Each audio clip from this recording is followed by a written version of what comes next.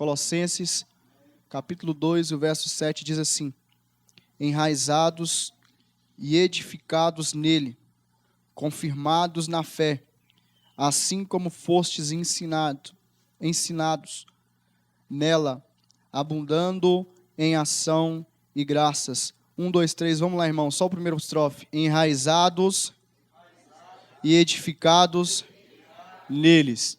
Amém? Você se assenta aí no nome de Jesus. Pode se assentar rapidamente, senão você vai perder seu lugar. Glória a Deus. Irmãos, nós lemos um texto aqui, no capítulo 2 de Colossenses. O que me chama a atenção aqui é o texto iniciar. Algumas versões falam erradicados, e outras versões vai falar enraizados. E justamente aqui, esse primeiro estrofe, essa primeira palavra que nós lemos aqui, enraizados, ela vai me chamar a atenção. A Bíblia Sagrada, ela por mais de 170 vezes, ela vai comparar o homem a uma árvore. Quando nós começamos a falar de raízes, nós vamos perceber que no capítulo 1 do livro de Salmos, nós vamos perceber que o homem é comparado a uma árvore plantada junto às fontes, cujas folhas não caem e não murcham. Quando nós vamos falar da árvore, ou nós vamos falar dessas árvores na Bíblia, nós vamos encontrar também no Salmo de número 128, onde a Bíblia vai comparar a mulher como a oliveira, como uma videira frutífera, e os seus filhos, a Bíblia compara como os rebentos de oliveira. Quando nós vamos comparar a árvore, nós vamos perceber que no capítulo de número 8 de Marcos, nós vamos ver que Jesus, ele vai entrar em uma aldeia, e quando Jesus está entrando adentrando nesta aldeia, no capítulo 8 nós vamos perceber que havia um cego de nascença, e Jesus, ele pega aquele cego pelas mãos e arrasta ele para fora. Só que quando Jesus arrasta aquele homem para fora, Jesus, ele faz saliva e coloca nos olhos do homem. Quando ele faz saliva e coloca nos olhos do homem, Jesus faz uma simples pergunta para aquele homem: o que é que você vê? Aquele homem abre a boca e diz assim: Senhor, eu vejo homens caminhando como árvores. A Bíblia diz, irmão, que então Jesus, ele coloca a mão sobre os olhos daquele homem, e ele então começa a enxergar naturalmente. É por isso que, quando nós vamos falar de enraizados nele, a Bíblia por várias vezes, ela te compara como uma árvore. Na Bíblia, ela nos compara com uma árvore plantada junto ao ribeiro.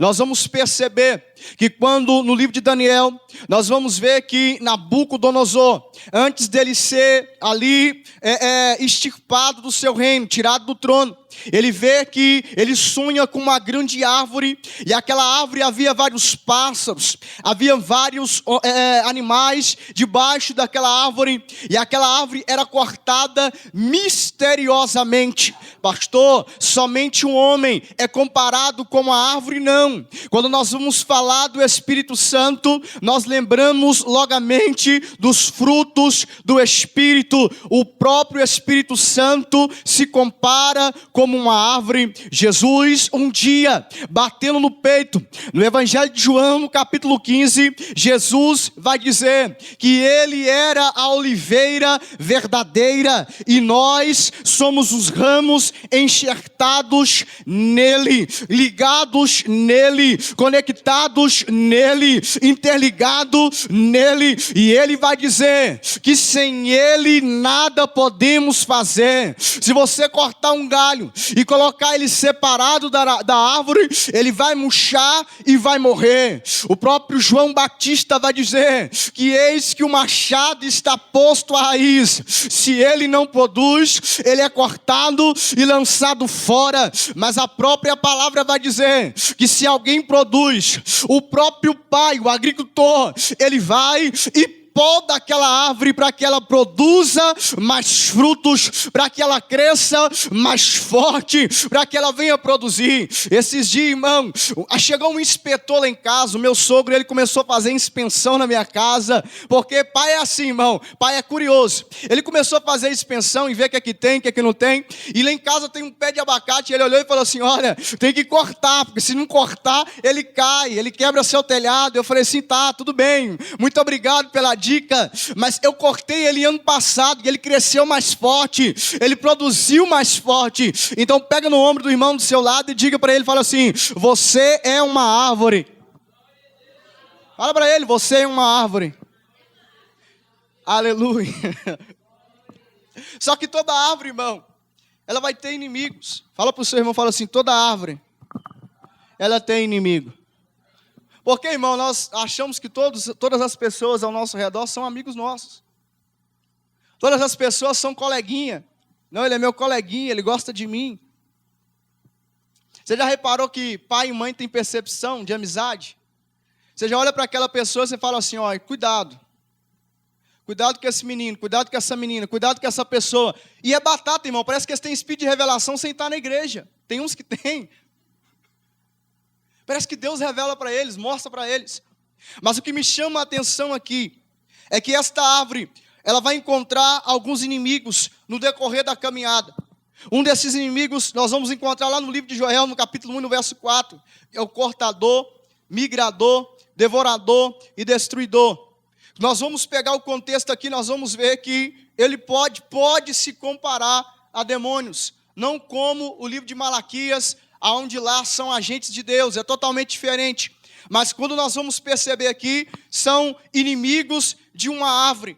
Quando nós vamos falar do cortador, o cortador ele vem e arranca as folhas da árvore, ele acaba com a beleza da árvore. Quando nós falamos do migrador, ele come a ponta dos galhos, evitando que as folhas cresça. Nós vamos falar aqui, irmão, do destruidor. Ele vem e destrói toda a casca da árvore, tirando a proteção da árvore. Mas quando nós vamos falar também, nós vamos falar ali do destruidor. Ele entra e suga toda a energia, toda a força da árvore. Quando nós vamos pegar aqui pormenores, nós vamos ver que o cortador, ele tira a folha. Quando ele tira a folha, ele tira a beleza. Quantos por aí já não tem mais a beleza da salvação, já não dá glória mais, já não dá aleluia mais, já não tem aquela força, aquela vontade de vir aos cultos, de vir às reuniões, de vir às orações, já não tem mais aquela aparência de crente, já não tem mais aquela aparência, irmão, bela como tinha antes, já não tinha mais aquele sorriso como tinha antes, porque as pancadas da vida foi tirando o sorriso, foi colocando desconfiança. Pastor, mas o senhor nem me conhece. Graças a Deus, Jesus te conhece. Olha, nós vamos ver ali que o migrador, o cortador, o migrador, ele vem e ele tira todos os galhos da árvore, tirando ali o crescimento. Tem gente que estagnou na vida, é sinal que o migrador passou na vida dele. Ele não cresce mais nem para frente, ele não cresce mais nem para lado nenhum, ele não vai para lado nenhum, ele está estagnado. É porque o inimigo está atuando em uma área da vida dele. Tem uns que é demônio, tem outros que nem é demônio, talvez é a procrastinação, está procrastinando, está olhando para trás, está retrocedendo. Tem gente que levanta de manhã, já olha no espelho e fala, mau dia, vai ser um dia ruim, não vai ser um dia bom. Aí, tem outros que já olham e dizem assim, olha, pastor, o devorador passou pela minha vida, tirou toda a minha força, tirou toda a minha proteção. Tem gente, irmão, que se ele falar assim, olha, tem uma macumba na esquina, ele dá a volta ao outro quarteirão, porque está andando sem proteção, está andando sem autoridade, está andando sem revestimento. Mas nós encontramos aqui o outro inimigo da árvore, que é aqui o destruidor, aquele que vem para dar a cartada final, aquele que vem para matar, matar, aquele que vem para derribar, aquele que vem para jogar no chão, aquele que vem para jogar na cinza, aquele que vem para dar a cartada final. Aí tem gente que passa e olha, já não tem força mais, pastor, para aceitar Jesus, já não tem força mais para orar, já não tem força mais para ler a Bíblia, já não tem força mais para buscar presença, já não existe mais esperança. Aí nós encontramos Jó, no capítulo 14, no verso 7, ele vai dizer assim, olha, será que ainda há esperança para a árvore cortada? Aí o que me chama a atenção é que Jó, nos versículos diante, ele vai dizer, mas ao cheiro das águas voltará a brotar, voltará a crescer. Se eu fosse você, levanta a mão em direção à sua casa, ou em direção ao hospital, porque Deus está dizendo ainda, há esperança para aquela árvore cortada, ainda há esperança para aquela vida que se acabou, que se extinguiu. Jesus, Ele está dizendo na noite de hoje, que se tem raiz, ainda tem esperança, que se tem raiz, ainda tem uma fagulha de chance de mudança, aleluia. Oh glória. Pega na mão desse irmão na noite de hoje, pega na mão dele e profetiza na vida dele, fala assim, você ainda tem raiz. Pastor Juscelino, é um texto tão simples, irmão. Você vê que o inimigo, ele toca na folha, ele toca nos galhos, ele toca na casca, ele toca no tronco, mas ele não toca na raiz. Sabe o que Deus está dizendo aqui na noite de hoje? O inimigo, ele já tocou em tantas áreas na sua vida, mas porque você tem raiz, e a raiz é profunda, nós estamos enraizados nele.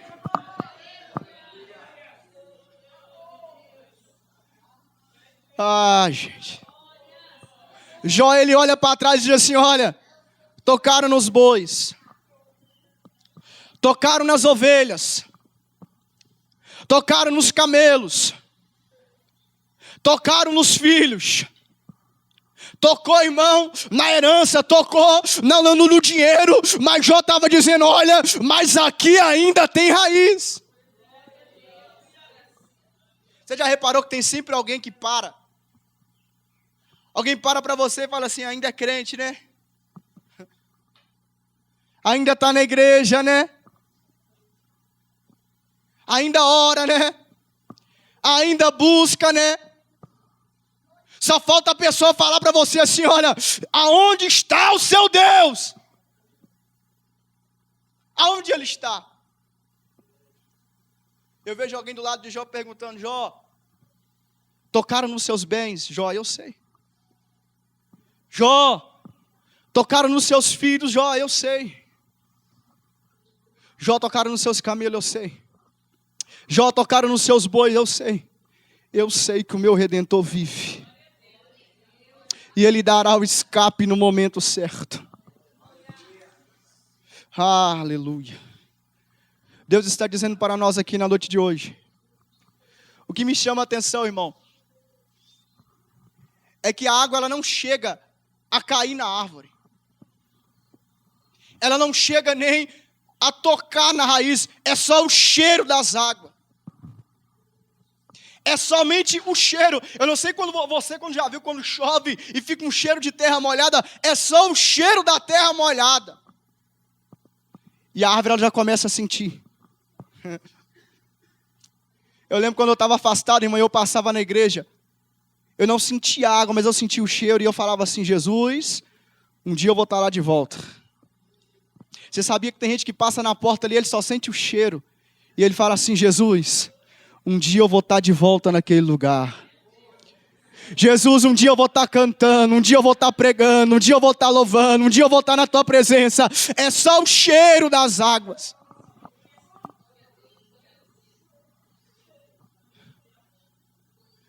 O inimigo, irmão, todo dia ele visita. a árvore da sua vida, para ver como ela está andando. Talvez entrou pessoas aqui hoje dizendo assim: pastor, se eu contar minha história para o senhor chora. A igreja chora. E nós choramos. E tem uns irmãos que nem coragem de contar tem a história que ele está vivendo. Mas eu conheço um Deus, irmão, que Ele sabe de toda a sua dor. Ele sabe de todo o seu sofrimento.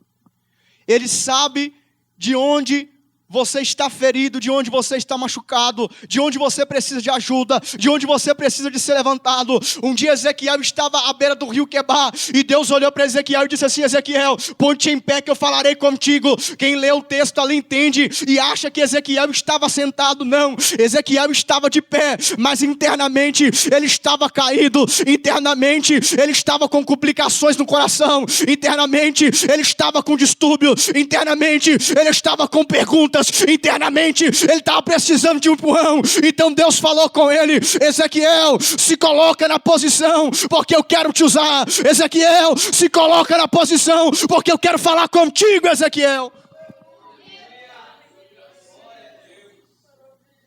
Sabe o que eu amo na igreja? Sabe o que eu amo na Bíblia? Sabe o que eu amo, mais amo na Bíblia? São os momentos de restauração que Deus usa para restaurar alguém. Não está no esboço e nem no contexto, mas eu quero citar aqui. Um dia, cortaram o cabelo de Sansão. Juízes capítulo 16, o verso 21 ou 29, se não me falha a memória. Sansão pecou, Sansão falhou, Sansão fez o que é errado, Sansão fez tudo que não agradava a Deus. A palavra diz que vieram e cortaram o cabelo de Sansão. E lançaram Sansão, irmão, para fazer o trabalho de um jumento. Porque aquele que não quer ouvir Deus, começa a fazer trabalho de jumento. Aquele que não quer ouvir Deus, começa a fazer coisas que não era para ele fazer, mas ele é obrigado a começar a fazer. Sansão está ali. Sansão está trabalhando. Mas enquanto Sansão está trabalhando no lugar de jumento, ele começa a fazer uma oração. Quantas orações que ele fez? Quantas orações? Ele faz uma oração. E ele fala assim: ó Deus de meus pais, pequei contra ti, Senhor. E ele começa a orar, irmãos. Ele começa a buscar a Deus e se arrepender dos seus pecados. E a Bíblia diz, irmão, que tocaram no cabelo, mas não conseguiram tocar na raiz. Tocaram nos cabelos de Sansão, cortaram o cabelo de Sansão, mas não tocaram na raiz. Pega na mão do irmão do seu lado. Deus não vai permitir tocar na sua raiz. Nós estamos vivendo nesses períodos em que os nossos inimigos estão tentando tocar nas crianças, porque a raiz deles ainda não estão formada. Mas em nome de Jesus, Deus vai proteger as nossas crianças. Deus vai guardar as nossas crianças. Você olha para cá. Enquanto que tem gente olhando que a sua árvore caiu, que cortaram o seu cabelo, ele esqueceu de olhar uma coisa, ele esqueceu de olhar a raiz. Eles esqueceram, irmão, e o cabelo voltou a crescer. A Bíblia diz lá: e o cabelo de Sansão voltou a crescer. Deus está dizendo aqui na noite de hoje, que hoje é noite de crescimento na sua vida. Hoje é noite de crescimento na sua vida espiritual. Hoje é a noite de você ter um relacionamento íntegro com Deus. Todos nós conhecemos a história. O cabelo volta a crescer, Sansão vinga e Deus honra a vida dele. Mas para mim finalizar aqui na noite de hoje, outra passagem que me chama muita atenção é de Geazi. Geazi no capítulo 5, não tem nada a ver com o texto, mas presta atenção. Geazi, ele peca, ele cresce o olho na roupa, ele cresce o olho no dinheiro, na prata, e ele acaba ficando leproso no capítulo 5. A Bíblia diz que no capítulo 6, Geazi não aparece. No capítulo 7, nós vamos ler, todos nós conhecemos a história. A palavra diz que aparece 4 leprosos. Desses 4 leprosos, não se fala o nome deles, mas está no meio ali um tal de Geazi, pastor. Sabe por que eu digo que ele está ali? No capítulo 7, no verso 9, estão todos na cidade com fome, e ele diz assim: irmão, nós estamos aqui, e os nossos irmãos estão lá sofrendo, eia, subamos e levamos boas novas para os nossos irmãos. Está leproso, mas estava querendo levar boas novas. Geazi se arrepende no momento que ele vai, pastor. Pastor, o senhor tem propriedade para falar isso? Tenho. Entre a história e a Bíblia, eu fico com a Bíblia. Tem historiador que diz assim: não, o capítulo 8 está no lugar errado. Irmão, nada na Bíblia está no lugar errado. Nada, nada. De vez em quando aparecem uns engraçadinhos aí. Não, nós temos que dar uma melhorada. Temos que dar uma modificada. Temos que dar uma transformada.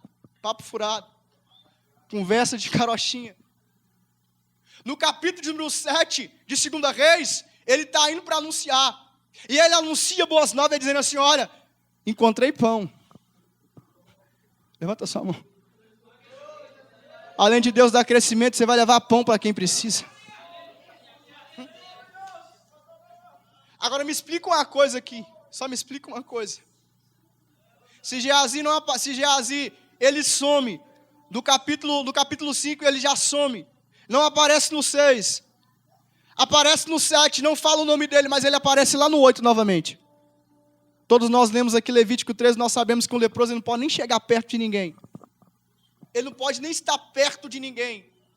Mas a Bíblia vai dizer, irmão, por Geazi ter levado boas novas, ele está no palácio do rei, pregando para o rei, falando para o rei, anunciando coisas boas para o rei. Sabe por quê? Porque Deus, Ele tem e Ele quer restaurar muitas vidas aí fora. Deus, Ele quer e Ele quer levantar muitas vidas que estão precisando, seja os que estavam na igreja, seja os que estão no mundo. A vontade de Deus é que nenhuma alma se perca.